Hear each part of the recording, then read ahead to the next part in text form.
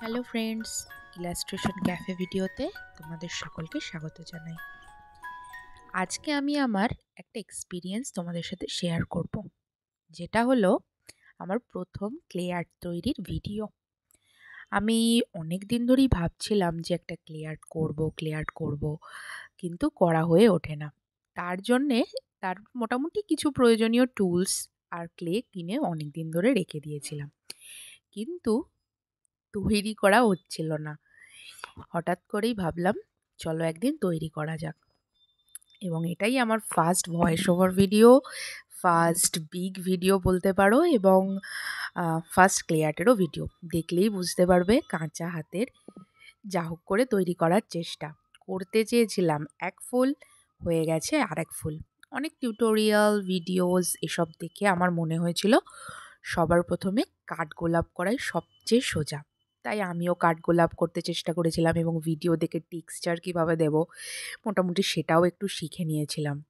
কিন্তু আমি যখন এটাকে অ্যাটাচড করি নিচের ওই যে পাটাতনটার সাথে, বেসটার সাথে, দেখতে কাঠগোলাপের থেকে অনেকটা জবা জবা হয়ে গেছিলো, এবং দেখতেও ওটা কাঠগোলাপের মতো লাগছিল না। পাতাটা অনেকটা লম্বা এবং একটু অন্যরকম হয়ে গিয়েছিল। তো আমি কি করি, তো আমি সেই জন্যে এইটাকে আবার কাঠগোলাপের বদলে অন্য কিছু একটা ফুল করব বলে মাঝে একটা গোল বল মতো অ্যাটাচড করে অন্য ফুলের মতো বানিয়ে দিয়েছিলাম। ইচ্ছা ছিল শুধু ফুলটাই বানাবো।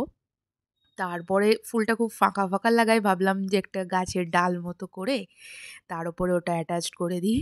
তো সেই মতো ওটাকে আমি গাছের ডাল মতো করে অ্যাটাচ করলাম। তাও আমার এটা দেখে কিছুটা ফাঁকা ফাঁকা মনে হলো। তো তারপরে আমার কাছে কাটারের কিছুই ছিল না, তো ওইটা দিয়েই যাও করে, এবং ক্লেটা অনেকটা শক্ত হয়ে গিয়েছিল, তো যাও করে কেটে একটা পাতাও পাতা বানিয়ে ওই যে ফাঁকা অংশটাতে ওটা অ্যাড মতো করে দিই। তো দেখে আমার মোটামুটি ভালোই লাগছিল। মানে ফার্স্ট হিসাবে তো আমি খুবই স্যাটিসফাইড এটাতে। পরে আরও ভালো করে চেষ্টা করব। তো তারপরে রং আমি করব, কী রং করব ভাবতে ভাবতে আসলে এটাকে আমার পেন্ডেন্ট করারই একটা ইচ্ছা। কিন্তু পেন্ডেন্টের এখন আমার কাছে কিছুই নেই, ট্যাসেল বা কিছু।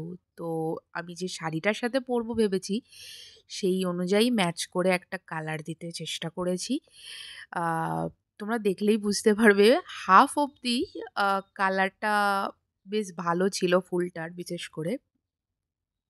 কিন্তু আমার কালার ম্যাচিং করতে গিয়ে বিশেষ করে এই অবধি কালারটা ভিডিওতেও বুঝতে পারবে ভালো লাগছে, সুন্দর লাগছে।